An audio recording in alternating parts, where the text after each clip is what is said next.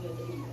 그래서 이런 부분에 대해서 이야기도 했고 이렇게 털리고 된다, 뭐 수없이 털린다, 이성을 듣는데 10초밖에 안 걸린대. 10초밖에 안 걸리는데 어쨌든 이런 분이 기가 막힌 결정한 지갑을 이 토크패스 지갑을 만들었습니다.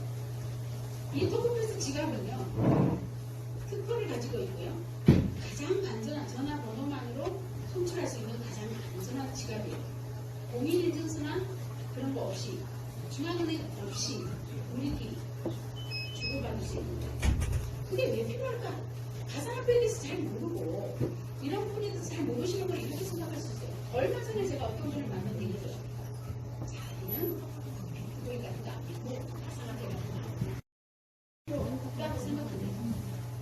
속으로는 제가 네 잘하셨습니다. 네 그래서 제가 표현은 안 했지만 속으로 정말 잘하셨습니다. 왜냐하면 이게 필요 없다고 생각하시는 분은 카드를 조금이라도 사용했어요. 카드 처음에 나왔을 때요 이렇게 붙여놨어요. 우리 가게의 카드 같습니다. 무슨 PC 카드 같습니다. 왜? 안 받는 데가 더 많기 때문에. 지금은 저희가 이제 그 재래시장, 둔촌시장 가까이 살아요. 둔촌시장에 가면 콩나물 파는 할머니들 카드를 받아요. 단말기가 있어요. 그런 것처럼 변해가는 세상의 물결을 조류라고 해요. 그 조류는 두 손을 들고 도저히 막을 수 없는 왜 그런 일이 생겼을까라는 걸 짧게 제가 설명을 드리면 제가 미국에 있을 때요 좀 수입이 많았어요. 1,000만 원을 남편한테 보내면 저는 1,000만 원에서 수수료를 한 10만 원, 15만 원 이렇게 떼는 줄 알았어요. 그 정도야 내가 정도 된다고 생각했어요. 분명히 미국에 있는 한국신한은행에서 한국에 있는 한국신한은행으로 같은 신한은행으로 보냈단 말이에요. 제가 7년 반 동안 미국에 있다 한국에 와서 진짜 그때 되게 많이 돈을 보냈거든요. 근데 우리 남편하고 이제 하다 한번 싸운 거예요. 개판 싸우고 달라서자 이러고 이제 싸우고 나서 우리 남편이 맨날 저를 우리는 교수님 뭐하냐 돈도 개뿔 돈도 못 벌면서 내가 왜 돈도 못 벌냐 엄청 이렇게 벌어가고 이렇게 이만큼 나한테 보냈어 그랬더니 계산을 그때야 비로소 해보니까 제가 1,000만 원 벌었을 때 우리 남편이 받은 돈이 850만 원. 지금 그거보다는 좀 사야 한 10% 정도 돼요. 15%를 수수료로 뗀 겁니다. 이거 모르는 사람 되게 많아요. 미국에서 한국으로 제가 돈을 보냈는데 15%를 띈 거예요. 비행기에 실어 나눈 것도 아니고 배로 돈을 갖다 나눈 것도 아니고 은행에서 숫자 띠리릭 하고 보냈는데 15% 됐어요. 여러분들 해외여행 가시면 환전하시죠? 카드 들고 쓰면 되는데 왜 환전해요? 카드 쓰면 간단하고 편한데 환전하는 이유는요 우리가 한국에 있다가 싱가포르에 가서 카드를 쓰잖아요. 그럼 그 카드 사용할 때 달러로 환전됐다가 싱가포르 돈으로 환전됐다가 거기에다가 수수료 가지고 플러스돼서 나오는 거예요. 그러니까 수수료라도 안 내려고 환전을 해요. 저는 일본에 선교 때문에 정말 자주 갔어요. 지금 요즘에 코로나 때문에 못 가지만 제가 16개국을 갔어요. 자 그러면 내가 일본을 갈 때 나는 엔화만 필요하지 달러는 필요 없잖아요. 우리가 엔화를 바꿀 때 그냥 바꿔주지 않아요.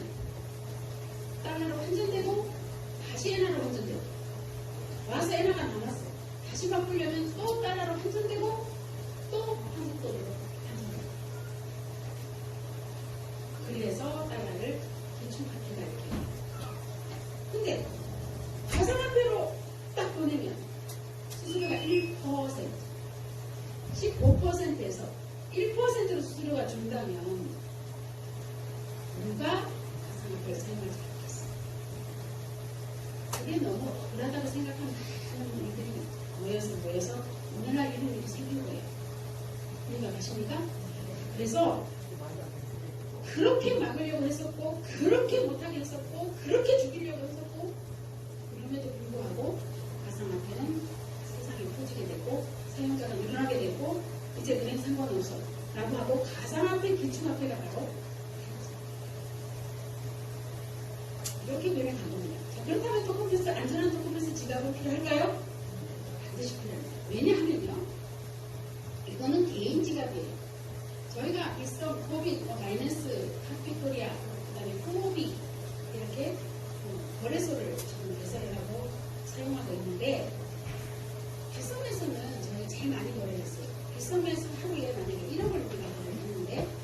1억 2천이 딱 넘어가면 이상 징후를 방지를 하고 72시간 잔고 되기 전에 거기 있는 것은 가상화폐가 환전하는 순간 내 돈이잖아. 분명히 내 돈이야, 내 돈. 내 돈이 거기 들어있는데 쥐들이 72시간을 잠궈서 꼼짝 못하게 죽어도 못해. 사장님이 국민은행에 돈이 있어요. 1억 있어요. 오늘 우리 딸이 5천만 원이 한창 필요해. 가서 찾으면 되잖아요. 찾으면 되죠, 5천만 원. 근데 4시간 넘었어. 그럼 죽어도 못 찾죠. 온라인 송금을 할 수 있는 현찰을 못 찾아요. 내 돈이 거기 있는데도 못 찾아요.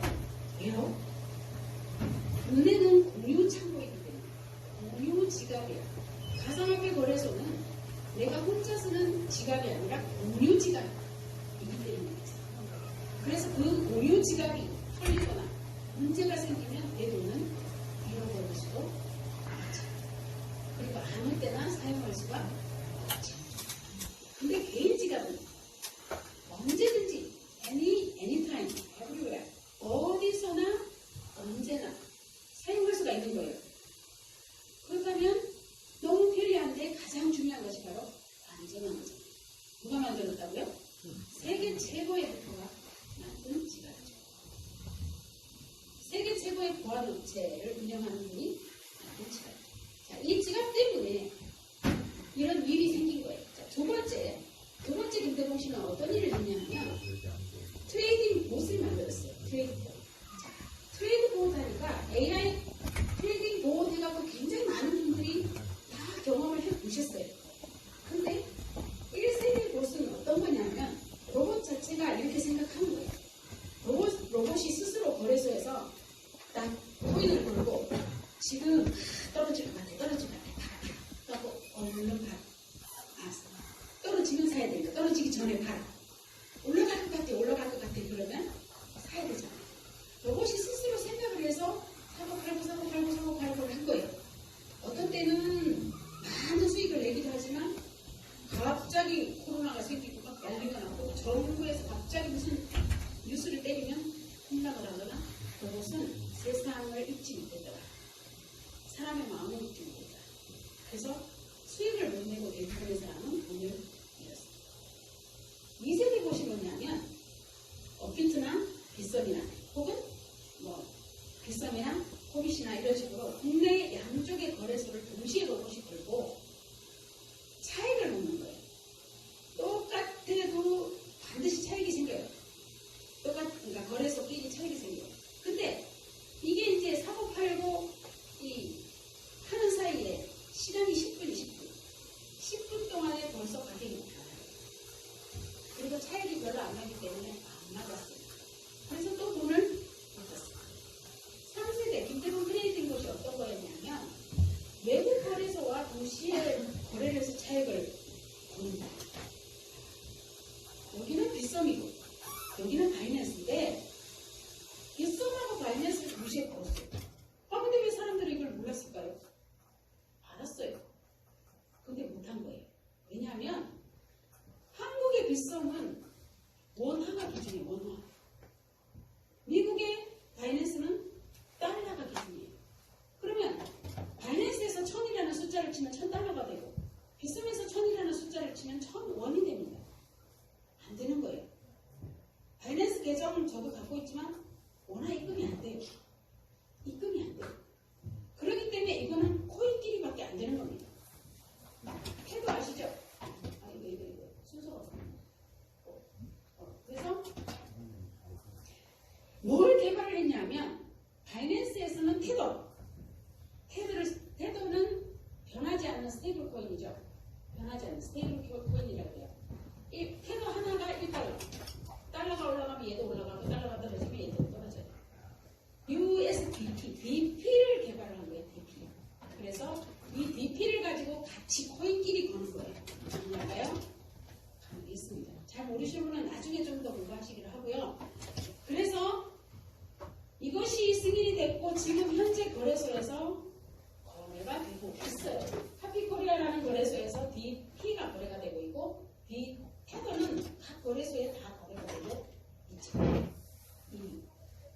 너무 대단한 거예요. 자, 이렇게 거래소 트레이딩 봇도 전자지갑도 만들고 또 등등의 하는 일을 수익률 이렇게 나섰고 바로 이 모든 것을 관장하는 회사가 주식회사 패스페이입니다.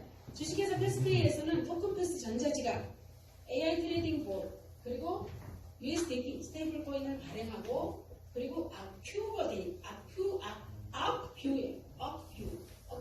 블록체인 웹판 같은 거예요. 이 부분은 다음 주 오늘 시간 관계상 다 설명을 못 드려요. 다음 주 매주 금요일 날 2시에 여기서 사업 설명이 있을 때 정강훈 사장님께서 아마 좀 친절하게 더 많이 설명을 해드릴 거예요. 이것을 모두 갖고 있는 게 주식회사 패스페이. 우리는 이 패스페이를 통해서 수입을 만들어가는 조직이에요. 유럽에는. 그리고 오늘 이제 신문에 나왔었잖아요. 한국자산인증 카카. 그거 한번 링크 열어주시겠어요? 거기를 네.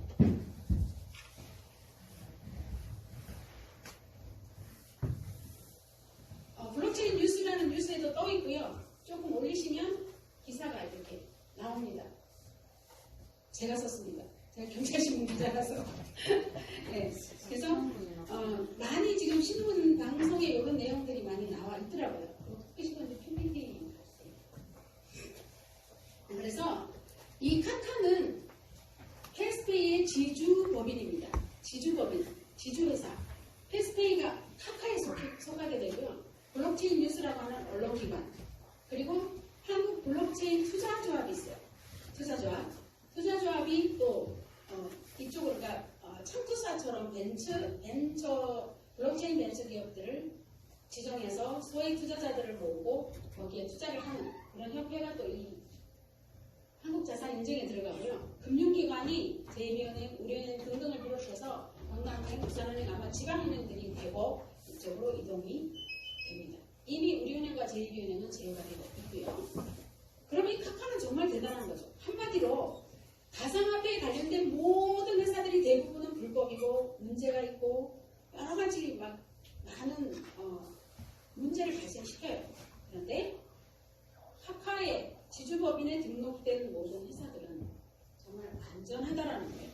이렇게 진행이 되고 있습니다. 우리가 처음에 전자지갑 하나를 갖고 사업을 시작했는데요. 정말 너무나 대단하고 크게 변화하고 있는 거예요. 그러니까 주식회사 패스페이 계열사는요. 하피코리아가 있고요. 블록체인 뉴스, 아까 이 모든 것들이 다 지주법인 안에 속하게 들어갑니다. 그래서 금융거래의 변화는 앞으로 전자지갑은 피할 수 없는 거고 누구나 가져야 되는 거고요. 이 전자지갑을 통해서 비즈니스가 진행되는 부분은 다음 주부터 정식으로 사업 설명이 시작이 됩니다. 오늘은 오픈 날이기 때문에 제가 오리엔테이션만 한다 이렇게 보시면 되겠고요. 그리고 이 전자지갑 안에 돈이 들어가면 어떤 장점이 있는가 하면 앞으로 특허법 때문에 거래소에서 인출할 때 거래소에 있는 코인을 여러분들께서 팔아서 인출을 할 때 내가 만약에 빗썸이라는 곳에 돈을 입금할 때 1억 줬어요. 근데 내가 돈을 벌어갖고 1억 5천을 출금을 하면 그 5천만 원에 대해서 22% 세금을 내야 된다. 이게 법안이 통과됐잖아요. 시행이 원래 올해까지 되기도 했다가 아직 미뤄지긴 했지만 어쨌든 많은 세금을 내야만 합니다. 근데 토큰패스 전자지갑 안에 돈이 들어가 있다면 어떤 일이 생기는가 하면 얘는 지갑의 역할도 하고요. 코인 발행사와 또 제휴를 해서 수익도 창출을 하고요. 쇼핑몰과 콘텐츠에서 또 수수료를 받아내기도 하고 여기에서 우리는 이렇게 됩니다. 효성의 머니트리 아까 얘기했잖아요. 머니트리나 네이버의 페이코나 혹은 신세계 SSG나 아니면 롯데 L포인트나 이런 곳에서 포인트로 전환해 이 코인을 현금처럼 사용할 수가 있는 거예요. 환전하지 않고 사용할 수 있다면 엄청난 세금이 절세가 되겠죠. 네. 쓰면 돼요. 현금화 시켜서 쓸 걸 그냥 코인 상태에서 쓰면 돼요. 이해하시겠어요? 자, 그래서 앞으로는 세금 납부를 비롯해서 많은 일들이 우리 삶 속에서 그냥 사용할 수 있는 그런 도구가 되는 것이 바로 토큰패스 전자지갑입니다. 그래서 우리는 무엇을 해야 할까요? 이것을 통해서 유저를 만들어내는 거예요. 유저를 만들어내면 카카오가 아까 지금 카카오가 전 세계에 정말 엄청난 발전을 했잖아요. 세계인들이 지금 외국인들도 카카오를 많이 쓰고 있는데 제가 유저의 힘이 어떤 건지 한번 로고스에 보면 이런 내용이 나와요. 2020년 앞으로 미래는 인구 구조가 굉장히 중요하고 뭐 등등등. 이거는 우리하고 직접적인 관계보다는 오늘 말씀드릴 것은 여기 IT는 인포메이션과 테크놀로지, IT 4차 산업, IT 산업이다 이렇게 얘기하잖아요. 근데 ICT 산업이다. 얘기들 보셨나요? ICT. 도대체 ICT는 뭘까요? ICT. 이 ICT가 바로 인포메이션과 커뮤니케이션이에요. 인포메이션, 커뮤니케이션, 테크놀로지. 이 세 가지가 결합된 것을 ICT라고 하는데 여기에서 바로 우리는 카카오를 볼 수가 있는 거예요. 카카오는 2016년에 다음이 생겼고 2010년에 생겼거든요. 2010년에 카카오가 생겨서 2014년에 다음하고 합병을 했고요. 수많은 이모티콘을 판매를 했었고, 그리고 카카오페이, 카카오 뮤직, 카카오 패션, TV, 그리고 2016년 11월 달에 카카오는 카카오페이가 시작됐어요. 그리고 수많은 게임들을 팔고 있었고, 카카오뱅크가 2017년 7월 달에 생긴 거예요. 진짜 깜짝 얼마 안 된 사이에 카카오는 금융계 10위권에 들었어요. 상상이 안 가는 일이 벌어진 거죠. 왜요? 멤버가 싶었잖아요.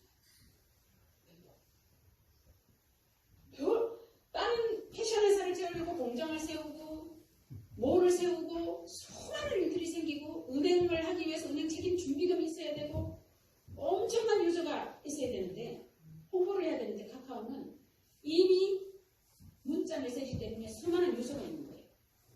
유저만 생기면 뭐든지 다 할 수 있죠. 자, 그래서 우리도 퍼포먼스 전자지갑을 통해서 유저를 만들어내는 거예요. 블록체인 국가가 있을까요? 블록체인 국가. 블록체인 국가가 있어요. 있어요. 그게 뭐냐면 바로 페이스북입니다. 페이스북은 23억 명의 어떤 국가도 23억 명 있는 국가가 없잖아요. 중국이 1억 인구라고 하는데 23억 명이 페이스북에서 소통을 하고 있어요. 커뮤니케이션 하고 있어요. 국가보다 더 무섭죠. 이 페이스북이 2004년에 생겼는데요. 하버드대에 의해서 생긴 거예요. 마크 저커버그라고 하는 정말 요 친구, 오른쪽에 이 사진이 마크 저커버그인데요. 이 친구가 2003년에 페이스 메시라고 하는 요 조그마한 어플을 지네들이 하나 만들어갖고 그게 뭐냐면 여학생들이 어떤 남학생을 좋아하는가, 또 남학생들은 어떻게 생긴 여학생을 좋아하는가 해가지고 여학생들 좀 사진을 찍어가지고 이 어플을 만들었다가 하버드에서 잘렸어요. 중퇴를 당했어요. 그리고 나서 그 이듬해에 페이스북을 만든 거예요. 학교가 중요합니까? 잘렸는데 이 친구가. 근데 이 4명이 페이스북을 만들었어요. 근데 이게 좋아요라고 하는 2017년에 이 이모티콘 하나 때문에 페이스북은 전 세계에서 붐을 일으키기 시작합니다.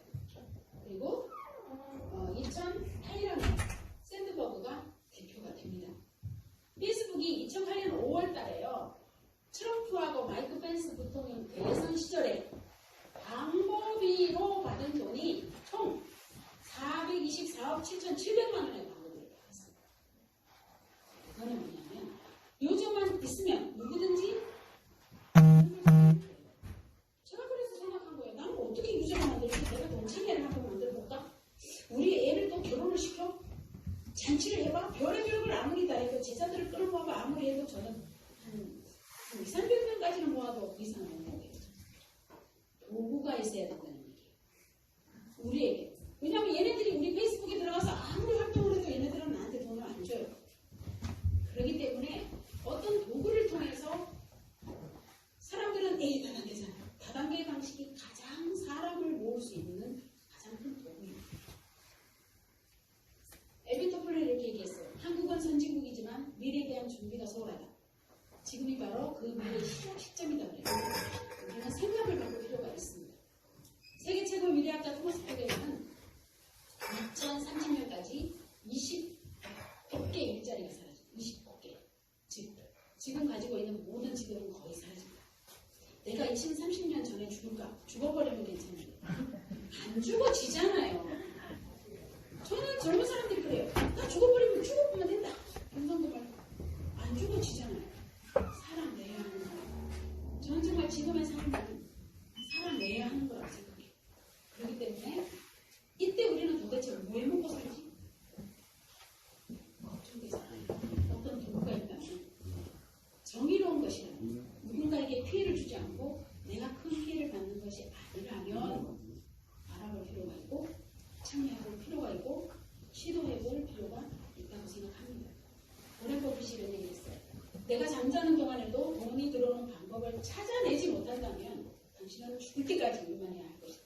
왜냐하면 지금은 자식들이 우리의 미래를 책임져 주십니다.